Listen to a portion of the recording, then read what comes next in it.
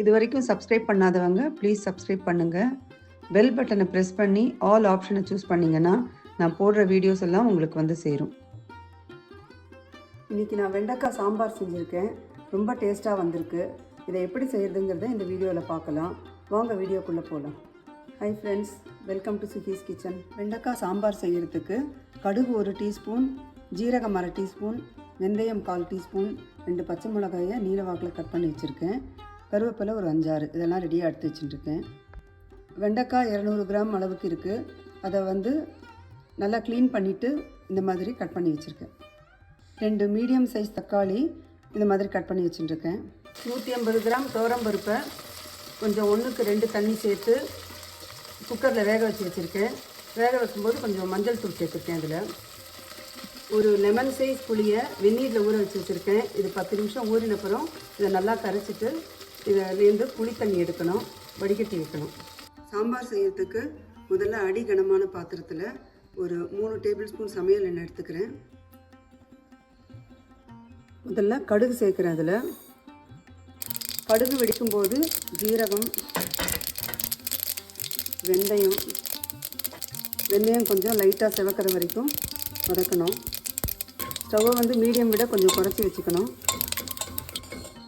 வெந்தயம் நல்லா சிவப்பாக எடுத்து இப்போ பச்சை மிளகாயை சேர்க்குறேன்.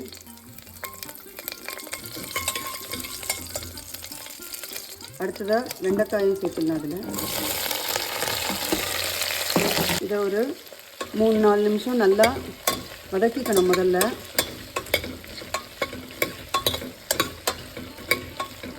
வெண்டைக்காயை வதக்கும்போது கருவேப்பிலையும் அதோடு சேர்த்துடலாம். வெண்டைக்காய் 4-5 நிமிஷம் வதக்கியாச்சு. இப்போது தக்காளியும் அதோடு சேர்த்து வதக்கிக்கலாம்.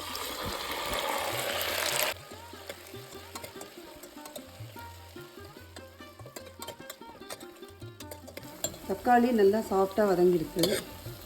இப்போது இதில் மஞ்சள் தூள் 1/4 டீஸ்பூன் சேர்க்குறேன்.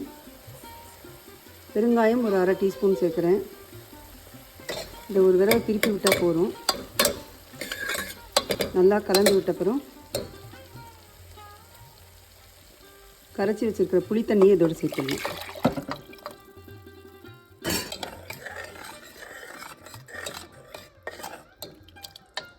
இந்த சாம்பார் 4-5 பேருக்கு போதுமானதாக இருக்கும்.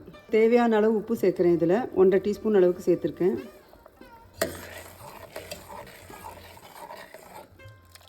சாம்பார் பவுடர் ஒரு 4 டீஸ்பூன் எடுத்துட்டுருக்கேன். இது டைரெக்டாக அப்படியே சாம்பாரில் போட்டால் சில சமயம் கட்டிடும். அதனால் இந்த மாதிரி கொஞ்சம் தண்ணியில் நல்லா கலந்துட்டு அப்புறமா சேர்க்கணும். இந்த மாதிரி செய்யும்போது கட்டாது.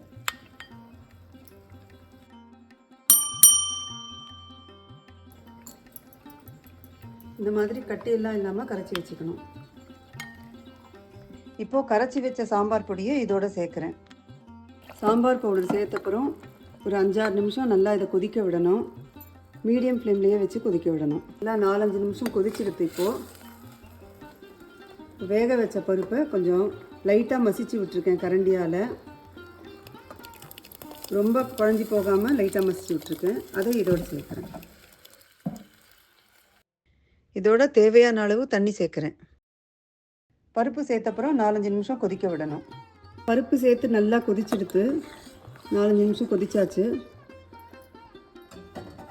இப்போ தேவையான அளவு தண்ணி சேர்க்குறேன். ஒரு 1/2 டீஸ்பூன் வெல்லம் சேர்க்குறேன். இந்த மாதிரி சேர்க்கறதுனால சாம்பார் நல்லா டேஸ்ட்டாக இருக்கும்.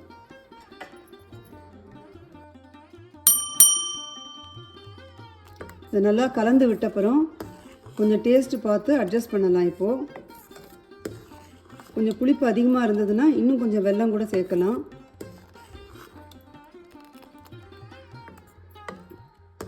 கொஞ்சம் தண்ணி சேர்த்தாலும் புளிப்புத்தன்மை குறையும். இப்போது கொத்தமல்லி தழையை தூவிடுறேன். இதில்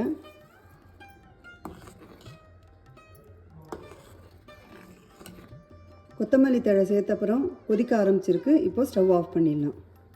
ரொம்ப டேஸ்டியான வெண்டைக்காய் சாம்பார் ரெடி ஆகிடுது. இப்போது இதை நீங்களும் ட்ரை பண்ணி பாருங்கள். உங்களுக்கு இந்த வீடியோ பிடிச்சிருந்ததுன்னா லைக் பண்ணுங்கள், எல்லாருக்கும் ஷேர் பண்ணுங்கள், உங்கள் கமெண்ட்ஸ் அனுப்புங்க, சேனலை சப்ஸ்கிரைப் பண்ணுங்கள். தேங்க்ஸ் ஃபார் வாட்சிங்.